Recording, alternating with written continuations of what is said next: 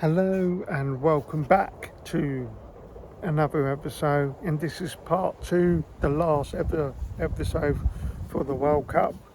So as I was saying before, I was interrupted by someone was knocking on the door, and I was talking about the future of the World Cup.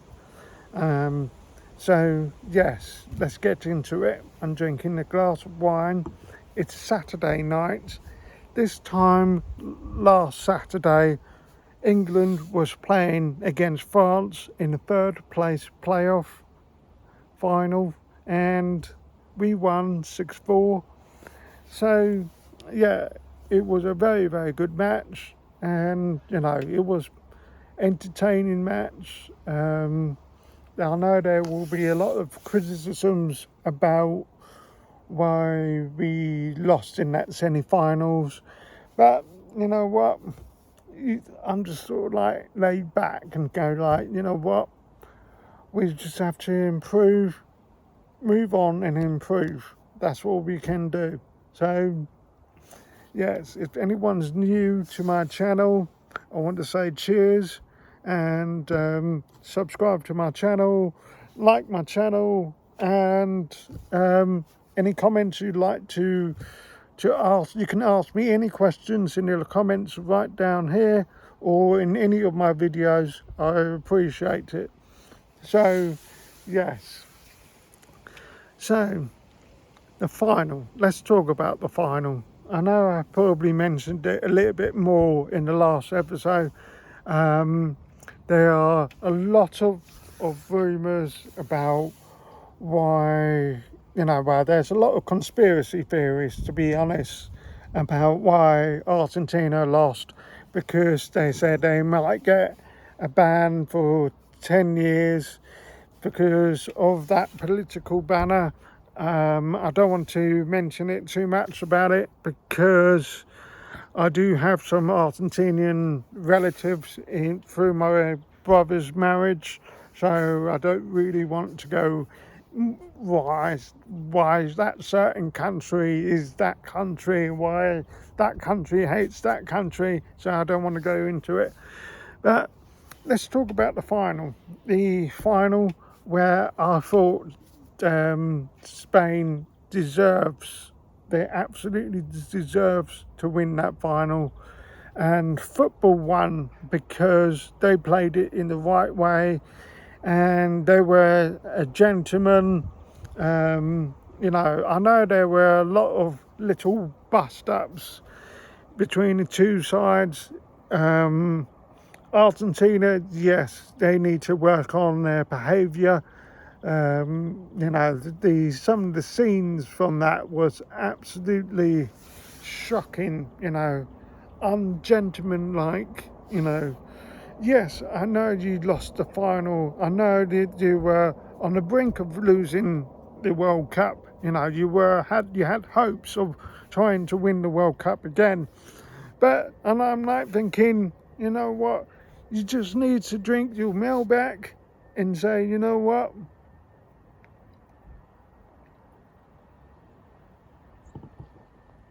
And chill and move on. Yes, I think Argentina wasn't a great side this World Cup. Even though they got through to the final, obviously they had to come through us English in the semi-finals. I thought if you take in that first half of that semi-finals to compare to the Spanish first half against Argentina in that final, I think England did better than the Spanish first half. Some of you may not agree with it because that's what you call opinions, but it wasn't to be.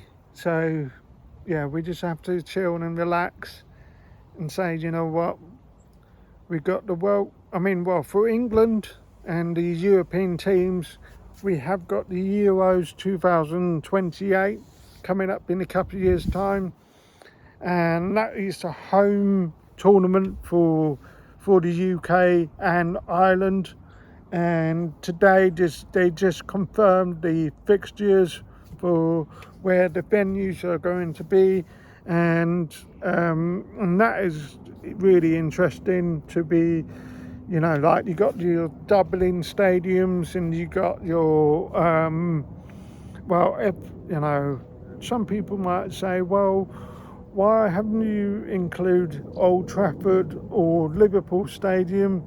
But, you know, UEFA had their reasons, and, you know, the Everton new stadium is very new, so I will do that video about it in the future. So yeah, my focus is the World Cup 2030, where it's going to be held in Portugal, Spain and Morocco, and obviously because it's 100 years anniversary of the World Cup, and it will be held in parts of South America like Uruguay, Paraguay and Argentina. And so yeah, I know there are rumours about mainly from the Argentinians that they want more games to be hosted there, but I'm not thinking, you know, I prefer the arrangement as it stands, because it will be a lot of travelling between continents and here and there. I'm looking forward to seeing Morocco being hosted for the first time in the World Cup, and I just think it's going to be an extraordinary moment for the North Africans and the African continent. So yeah, I just think it's going to be amazing. So let me take a sip of wine.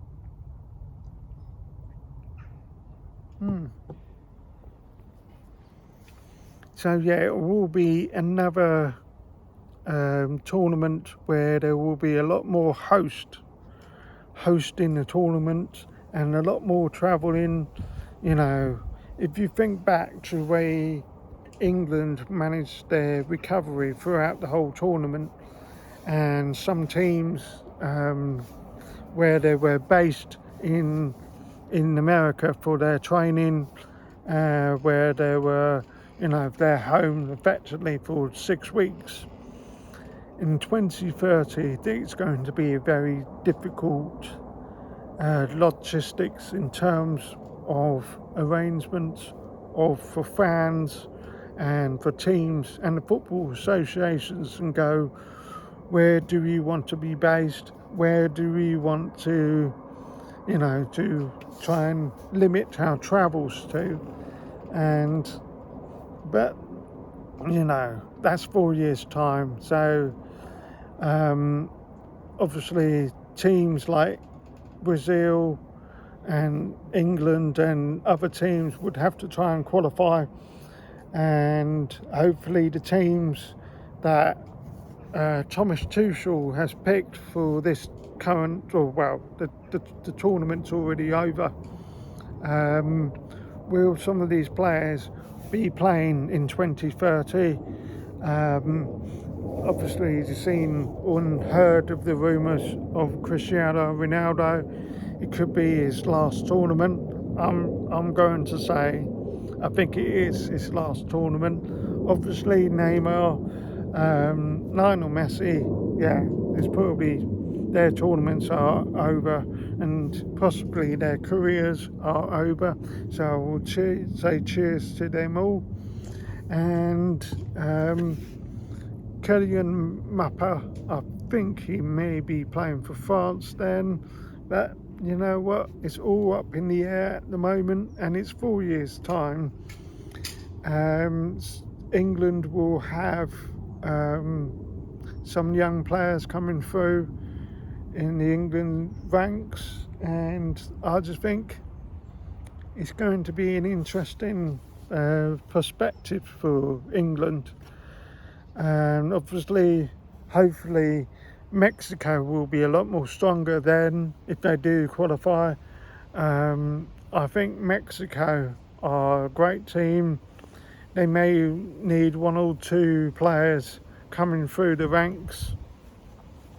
Like, for example, Jude Bellingham. Jude Bellingham is our generational talent, and hopefully we will have a few more additions who are in their, generational talents, and it will be interesting to see who they come up with.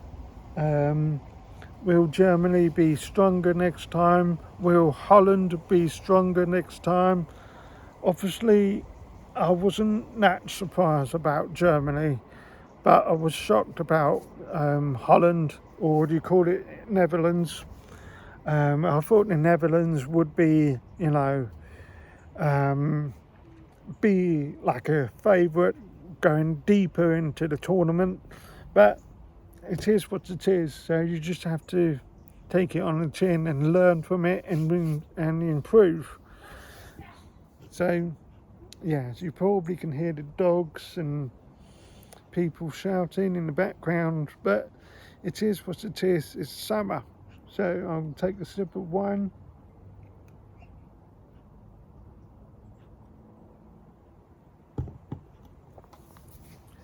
So, yeah, I think I want to say right now is I want to thank all of you who have supported me over the World Cup.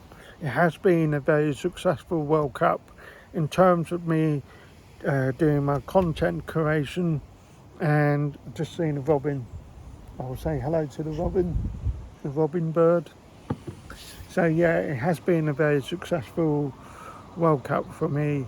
In terms of my channels has grown, and I had so many likes and comments and views, and yeah, I will do more of this coffee football talks for the new season going into the Premier League. I will be talking more about other clubs as well. My plan is to travel to some grounds. I won't tell you where I'll be going. That will be the next thing. So I will say to you, cheers and have a great rest of the summer. Look forward to see some of you who are supporting in the Premier League, the Champions League, whoever you support. I will say good luck. Cheers. There we go. Cheers.